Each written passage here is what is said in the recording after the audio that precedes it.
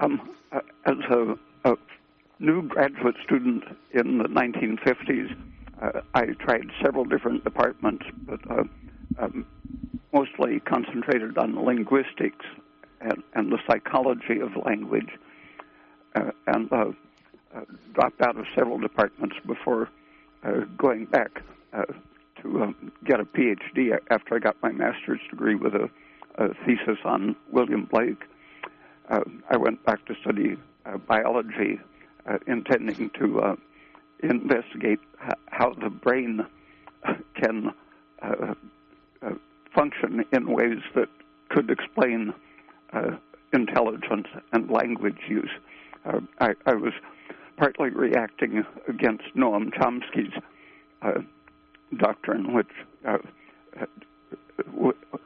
when I began thinking about linguistics in the late 1950s, he was just taking over the culture of language theory, and I considered him as one of the great evils of our culture, the way he was treating language, leaving the brain and intelligence out of the whole thing.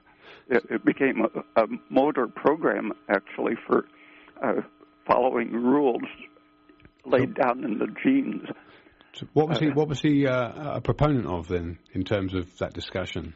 Well, his doctrine, he's explicitly said that the behavior that allows us to make language and follow grammatic rules must be in the genes, very much the way Konrad Lorenz said that all of our behavior is in the genes, and so to improve the species, we have to kill inferior people.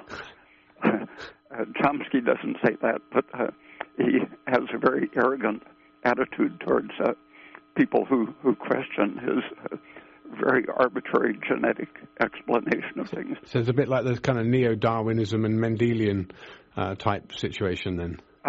Yeah, it's a kind of cultural arrogance that was based in MIT with all the power of the Pentagon behind it.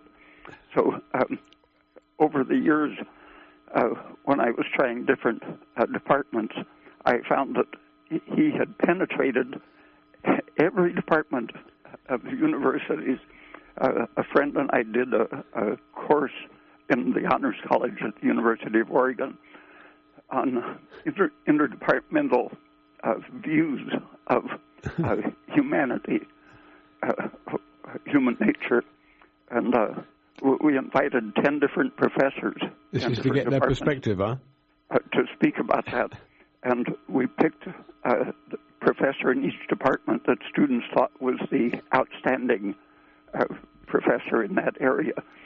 And each one of them said that his department's contribution to understanding human nature was Noam Chomsky's generative grammar. Wow. Sociology,